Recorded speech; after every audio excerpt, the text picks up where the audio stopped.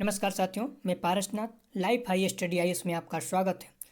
आज हम लोग यूपी टेट 2018 प्राइमरी लेवल का पर्यावरणीय अध्ययन अर्थात ईवीएस के प्रीवियस ईयर के प्रश्न पत्र को हल करेंगे।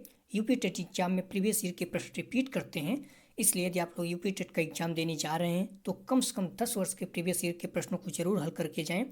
साथियों, प्रश्नों पर आएँ उससे पहले यदि आप लोग चैनल को सब्सक्राइब नहीं किए तो प्लीज़ चैनल को सब्सक्राइब और शेयर कीजिए, वीडियो को लाइक जरूर कीजिए, इससे मोटिवेशन मिलता है। आइए देखते हैं पहला प्रश्न। इनमें से कौन वर्तमान राष्ट्रीय महिला आयोग की अध्यक्षा है? ए गिरिजा व्यास, बी रेखा शर्मा, सी मालिनी भट्टाचार्य, डी यास्मीन अबरार। साथियों, इसका सही जवाब है बी रेखा शर्मा। ये करंट का प्रश्न था, तो कभी कभी करंट का प्रश्न भी पूछ लेता है, आप लोग ध्यान रखना। अगला प्रश्न है, लोकसभा और राज्यसभा की संयुक्त बैठक किसके द्वारा आहूत की जाती है अर्थात बुलाई जाती है? ए राष्ट्रपति, बी लोकसभा के अध्यक्ष, सी संसद, डी राज्यसभा के सभापति। साथियों, इसका सही जवाब है ए राष्ट्रपति द्वारा। राष्ट्रपति भारत का प्रथम नागरिक होता है, ध्यान रखना। राष्ट्रपति प्रधानमंत्री की नियुक्ति करता है तथा प्रधानमंत्री के परामर्श से वह अन्य मंत्रियों की नियुक्ति करता है। लोकसभा और राज्यसभा की संयुक्त बैठक राष्ट्रपति द्वारा आहूत की जाती है और राष्ट्रपति द्वारा क्या किया जाता है? लोकसभा को भंग कर सकता है, ये राष्ट्रपति की ताकत है, तथा संसद की संयुक्त बैठक बुला सकता है। अगला प्रश्न है, संविधान के किस भाग में पंचायती राज व्यवस्था संबंधी प्रावधान दिए गए हैं? महत्वपूर्ण प्रश्न है, पीसीएस तथा अन्य कई एग्जामों में पूछा जा चुका है। ए 9, बी 6, सी 3, डी 4। साथियों, इसका सही जवाब है ए 9। संविधान के किस भाग में पंचायती राज व्यवस्था संबंधी प्रावधान किया गया है? तो भाग 9 में। ध्यान रखना आप लोग, संविधान के भाग 9 अनुच्छेद 243 तथा अनुसूची 11 बार बार पूछा जाता है, तो आप लोग ध्यान रखना। संविधान के भाग 9 अनुच्छेद 243 और अनुसूची भी पूछा जाता है में पंचायती राज व्यवस्था संबंधी प्रावधान किए गए हैं, भाग 9 अनुसूची 11 में। अगला प्रश्न है, सेम पंचायती राज व्यवस्था से ही संबंधित है, तो आप लोग ध्यान रखना इसको भी। 74वें संविधान संशोधन का संबंध है? ए ग्रामीण स्थानीय स्वशासन से, बी शहरी स्थानीय स्वशासन से, सी राष्ट्रपति के शक्तियों से, डी संसद की शक्तियों से। साथियों, इसका सही जवाब है बी शहरी स्थानीय स्वशासन से। 74 और 73 ये ग्रामीण से है, पंचायत से। ध्यान रखना आप लोग, ये दोनों पॉइंट महत्वपूर्ण बार बार पूछा जाता है। 74वें संविधान संशोधन का संबंध शहरी स्थानीय स्वशासन से है। इस संविधान संशोधन अधिनियम द्वारा शहरी स्थानीय निकायों को संवैधानिक स्थिति और सुरक्षा प्रदान की गई है। अगला प्रश्न है, किस गैस के वर्षा के पानी में घुलने से वर्षा का पानी अम्लीय हो जाता है? A hydrogen peroxide, B nitrogen monoxide, C carbon dioxide, D sulphur dioxide. साथियों, इसका सही जवाब है डी सल्फर डाइऑक्साइड। महत्वपूर्ण है, किसी भी एग्जाम में पूछा जाता है। सल्फर डाइऑक्साइड गैस के वर्षा के पानी में घुलने से वर्षा का पानी अम्लीय हो जाता है, ऐसे वर्षा अम्लीय वर्षा कहलाते हैं। बार बार पूछता है, अम्लीय वर्षा किसे कहते हैं? यह इमारतों तथा स्मारकों को भी हानि पहुंचाता है। इसके अलावा परितंत्र, मृदा, कृषि, पाइपलाइन के क्षरण, भूमिगत जल स्रोतों को भी प्रभाव डालती है। मथुरा तेल शोधक कारखाने से निकलने वाले सल्फर डाइऑक्साइड गैस ही आगरा के ताजमहल की तबाही का कारण बनी हुई है। ध्यान रखना, आगरा के ताजमहल किसके कारण काला होता जा रहा है? तो सल्फर डाइऑक्साइड के कारण। अगला प्रश्न है, भारतीय संविधान में विधि का शासन विचार कहाँ से लिया गया है? A America, B England, C Switzerland, D Ireland. साथियों, इसका सही जवाब है बी इंग्लैंड से। अमेरिका से, स्विट्जरलैंड से, आयरलैंड से क्या लिया गया है? आप लोगों को मालूम है तो कमेंट सेक्शन में बताइए, पता होना चाहिए। अक्सर इस तरह से प्रश्न पूछा जाता है किसी भी एग्जाम में। लोकसभा चुनाव हेतु अधिसूचना कौन जारी करता है? ए भारत का निर्वाचन आयोग, बी राष्ट्रपति, सी गृह मंत्रालय, डी लोकसभा सचिवालय। साथियों, इसका सही जवाब है ए भारत का निर्वाचन आयोग। अगला प्रश्न है, इसका व्याख्या देखते हैं। लोकसभा के चुनाव हेतु अधिसूचना भारत का निर्वाचन आयोग जारी करता है, ये पॉइंट हमेशा याद होना चाहिए। भारत में निर्वाचन आयोग की स्थापना 25 जनवरी 1950 को हुई थी। कभी कोई पूछ लेता है, यह एक अस्थायी संवैधानिक निकाय है। ध्यान रखना, कॉन्स्टिट्यूशनल बॉडी है, संविधान में दिया गया है। इसका मुख्य कार्य क्या है ये भी पूछ लेता है। मुख्य कार्य मतदाता सूची को तैयार करवाना, राजनीतिक दलों को आरक्षित चुनाव चिन्ह प्रदान करना, चुनाव चिन्ह भी राजनीतिक पार्टियों को प्रदान करता है, चुनाव करवाना, राजनीतिक दलों के लिए आचार संहिता तैयार करवाना, इसके महत्वपूर्ण कार्य हैं। अगला प्रश्न है, लोकसभा की कार्रवाई के प्रथम घंटे को कहा जाता है। ए सार्वजनिक काल, बी विशेषाधिकार काल, सी शून्यकाल, डी प्रश्नकाल। साथियों इसका सही जवाब है डी प्रश्नकाल। लोकसभा की कार्रवाई के प्रथम घंटे को प्रश्नकाल कहा जाता है। लोकसभा की कार्रवाई के प्रथम घंटे को प्रश्नकाल कहा जाता है। संसद का पहला घंटा प्रश्नकाल के लिए होता है। इस दौरान सदस्य प्रश्न पूछते हैं और समानता मंत्री उत्तर देते हैं। प्रश्न तीन प्रकार के होते हैं, तारांकित, अतारांकित और अल्प सूचना वाले। अगला प्रश्न है, वर्षा जल संग्रहण क्या है। ए प्रयुक्त जल का संग्रहण और भंडारण, बी वर्षा जल का जमाव और भंडारण, सी पानी का विस्तरण, डी उपयुक्त में से कोई नहीं। साथियों इसका सही जवाब है बी वर्षा जल का जमाव और भंडारण वर्षा जल संग्रहण कहलाता है। अगला प्रश्न है, भारतीय गैंडे कहाँ संरक्षित हैं। A Corbett national park, B Kaziranga national park, C Bandipur national park, D Gir national park. साथियों इसका सही जवाब है बी काजीरंगा नेशनल पार्क, ये असम में है। महत्वपूर्ण प्रश्न है, बार बार पूछा जाता है। काजीरंगा नेशनल उद्यान असम राज्य में स्थित है। यह उद्यान एक सींग वाले, ध्यान रखना, एक सींग वाले गैंडे के लिए प्रसिद्ध है, क्योंकि यह उद्यान एक सींग वाले गैंडे को संरक्षित करता है। अगला प्रश्न है,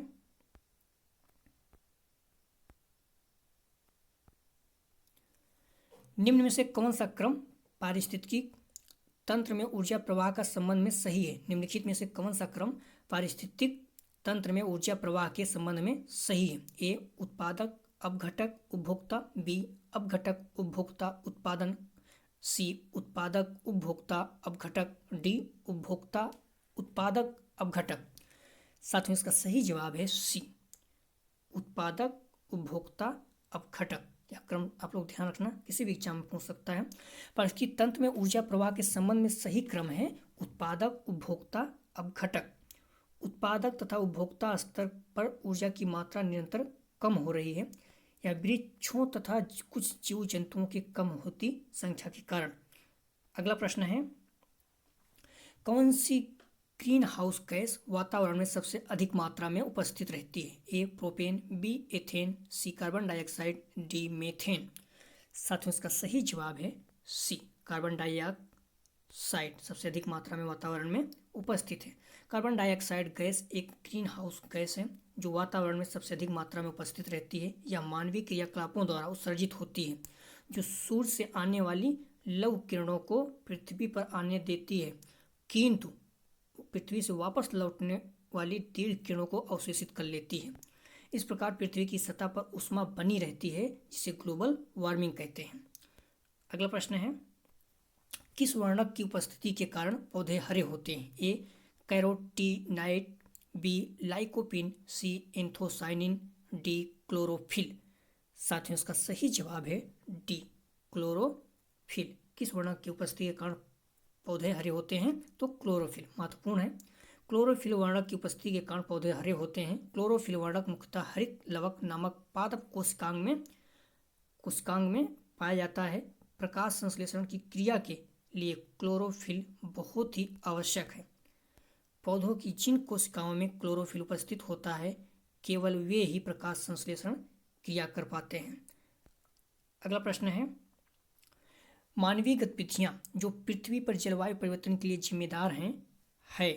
ए वनों का जलाना, बी कृषि क्रियाकलाप, सी एरोसोल कैन का उपयोग, डी उपयुक्त सभी।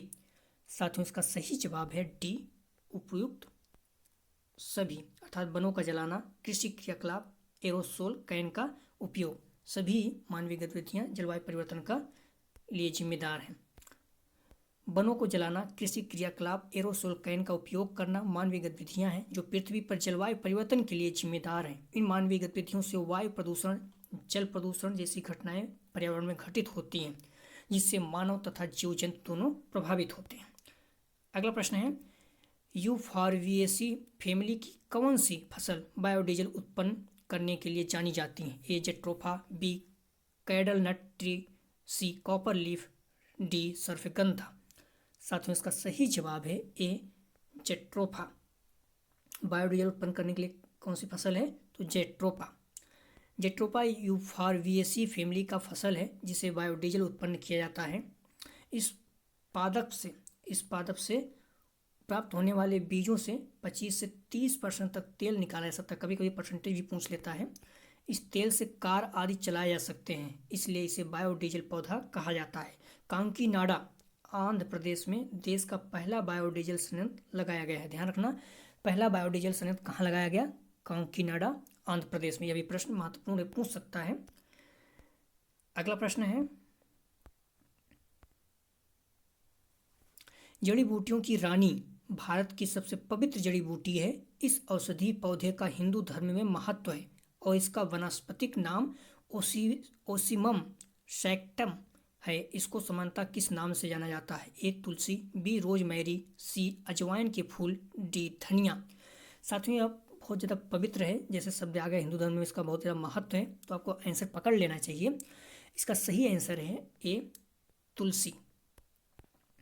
जड़ी बूटियों की रानी भारत की सबसे पवित्र जड़ी बूटी है। इस औषधि पौधे का हिंदू धर्म में महत्व है और इसका वानस्पतिक नाम ओसिमम सैक्टम है। इसको समानता तुलसी के नाम से जाना जाता है। अगला प्रश्न है, पीने के लिए सुरक्षित पानी को क्या कहते हैं? ए पीने योग्य पानी, बी अशुद्ध जल, सी ताज़ा जल, डी नल का पानी। साथियों इसका सही जवाब है ए पीने योग्य पानी।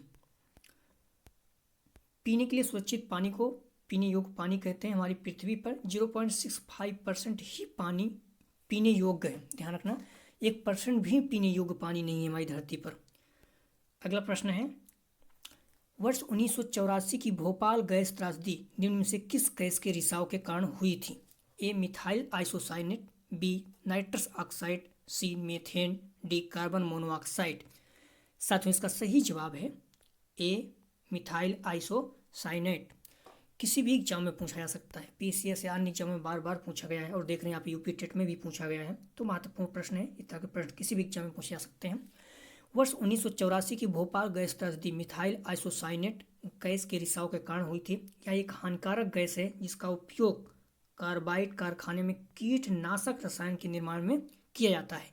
इस गैस का रिसाव 2500 2500 व्यक्तियों मारे गए थे तथा हजारों लोग बुरी तरह से प्रभावित हुए थे।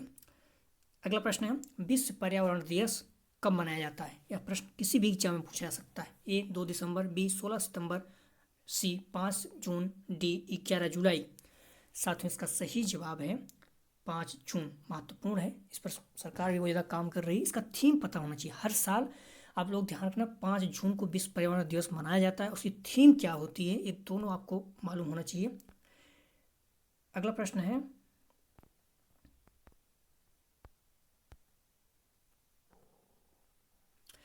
एम स्वामीनाथन एक पत्रकार थे, बी कृषि वैज्ञानिक थे, सी पारिस्थितिकी वैज्ञानिक थे, सी डी पक्षी वैज्ञानिक थे। साथियों इसका सही जवाब है बी कृषि वैज्ञानिक थे। बहुत ज़्यादा महत्वपूर्ण है और किसी भी एग्जाम में पूछा जाता है। एम स्वामीनाथन एक कृषि वैज्ञानिक थे। एम एस स्वामीनाथन एक कृषि वैज्ञानिक थे। इन्हें भारत में हरित क्रांति का जनक कहा जाता है। ध्यान रखना, भारत में हरित क्रांति का जनक कहा जाता है। इन्होंने 1966 में मैक्सिको के बीजों को पंजाब के घरेलू किस्मों के साथ मिश्रित करके उच्च उत्पादकता वाले गेहूं के संकर बीज विकसित किए। इनको विज्ञान एवं अभियांत्रिकी के क्षेत्र में 1989 में भारत सरकार द्वारा पद्म विभूषण, ध्यान रखना, पद्म विभूषण से सम्मानित किया गया। यह भारत का सेकंड हाईएस्ट अवार्ड है। पहला क्या है? भारत रत्न। अगला प्रश्न है, wild life institute of India WII कहाँ स्थित है? ए नई दिल्ली, बी कोयम्बटूर, सी अहमदाबाद, डी देहरादून। साथियों इसका सही जवाब है D Dehradun. Wild life institute of India कहाँ स्थित है? देहरादून में। अगला प्रश्न है, प्रकाश संश्लेषण के दौरान हरे पौधे निम्न में से किसे सोख लेते हैं? ए हीलियम, बी नाइट्रोजन, सी कार्बन डाइऑक्साइड, डी ऑक्सीजन। साथियों इसका सही जवाब है सी कार्बन डाइऑक्साइड। प्रकाश संश्लेषण के दौरान हरे पौधे किसे सोख लेते हैं? कार्बन डाइऑक्साइड को। प्रकाश संश्लेषण के दौरान हरे पौधे कार्बन डाइऑक्साइड को सोख लेते हैं तथा ऑक्सीजन गैस मुक्त करते हैं, जिससे पर्यावरण शुद्ध बना रहता है। अगला प्रश्न है, अपशिष्ट उत्पादों को खाने वाले जीवों को कहा जाता है? ए मृतक भक्षी, बी मांस भक्षी, सी शाक भक्षी, डी रसायन भक्षी। साथियों इसका सही जवाब है ए मृतक भक्षी। अपशिष्ट उत्पादों को खाने वाले जीवों को क्या कहा जाता है? मृतक भक्षी।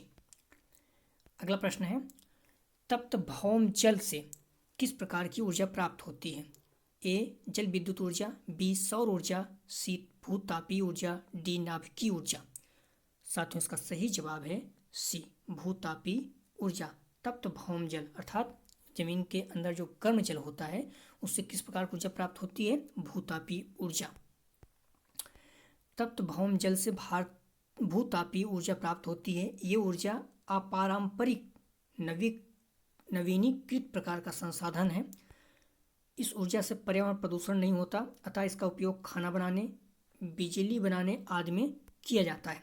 भारत में ध्यान रखना, ये पॉइंट अभी यूपी पीएससी के द्वारा पूछा गया है या इसमें तो सारे पॉइंट जो ये दिए हुए हैं इनको आपको मालूम होना चाहिए। भारत में मणिकर्ण हिमाचल प्रदेश में, पूगा घाटी लद्दाख में, ताता पानी झारखंड में, खम्मम तेलंगाना में भूतापीय ऊर्जा का उत्पादन होता है। ये पॉइंट सारे मालूम होना चाहिए। मणिकर्ण कहाँ है? हिमाचल प्रदेश में। पूगा घाटी कहाँ है? लद्दाख में। ताता पानी झारखंड में। खम्मम तेलंगाना में। अगला प्रश्न है, 16 घास स्थल कहाँ पाए जाते हैं? ए पश्चिमी घाट, बी पूर्वी घाट, सी हिमालय, डी वयाच। साथियों इसका सही जवाब है ए पश्चिमी घाट। 16 घाट स्थल कहाँ पाए जाते हैं? घास स्थल तो पश्चिमी घाट में। 16 घास स्थल पश्चिमी घाट में पाए जाते हैं। 16 घास स्थल वनों को उष्णकटिबंधीय मोंटेन, ध्यान रखना, मोंटेन जंगलों के रूप में माना जाता है। अगला प्रश्न है, भारत में पेलिकन पक्षी कहाँ प्रजनन करते हैं? ए नेल्लापट्टू, बी कुंदनकुलम, सी कोक्कोबेलूर, डी उपरोक्त में से सभी।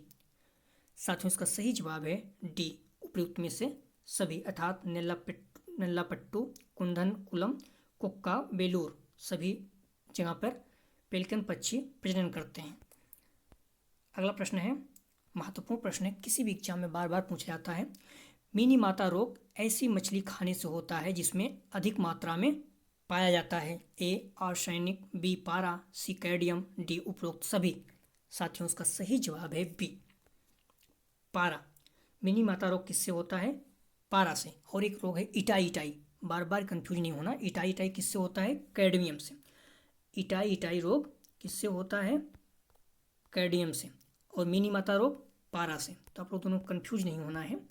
मिनी माता रोग ऐसे मछली खाने से होता है जिसमें अधिक मात्रा में पारा पाया जाता है। यह बीमारी पहली बार जापान के मिनी माता खाड़ी के आसपास रहने वाले लोगों में देखी गई। इस कारण से मिनी माता रोग कहते हैं। इटाई रोग शरीर के किस तत्व से होता है? मैंने यहाँ पर भी प्रश्न रख दिया। अधिकता से होता है। इटाई रोग शरीर के किस तत्व की अधिकता से होता है? तो कैडमियम। मिनी माता पारा और इटाई रोग कैडमियम, ये दोनों कंफ्यूज नहीं होना है, महत्वपूर्ण है और किसी भी एग्जाम में पूछा जाता है। ओजोन परत का अधिकतम ह्रास निम्न से किस पर हुआ है? ए उत्तरी ध्रुव, बी दक्षिणी ध्रुव, सी भूमध्य रेखा, डी उपरोक्त में से कोई नहीं। साथियों इसका सही जवाब है बी दक्षिणी ध्रुव। ओजोन परत का अधिकतम ह्रास निम्न से किस स्थल पर हुआ है? किस स्थान पर? तो दक्षिणी ध्रुव पर। ओजोन परत का अधिकतम ह्रास दक्षिणी ध्रुव पर हुआ है। सर्वप्रथम ब्रिटिश दल ने 1985 में टोटल ओजोन मैपिंग स्पेक्ट्रोमीटर की मदद से अंटार्कटिका दक्षिणी ध्रुव के ऊपर ओजोन छिद्र का पता लगाया था। ओजोन छिद्र के होने से सूर्य से आने वाली हानिकारक पराबैंगनी किरणें धरातल तक पहुंचकर त्वचा पर, ध्यान रखना, त्वचा पर हानिकारक प्रभाव डालते हैं जिससे कैंसर हो जाता है। अगला प्रश्न है, इनमें से कौन भारत का प्रथम मुख्य न्यायाधीश था? इस तरह से कभी कभी प्रश्न प्रथम वाले पूछ लेते हैं, तो आप लोगों को हर चीज़ प्रथम जितना हो सके संभव मालूम होना चाहिए।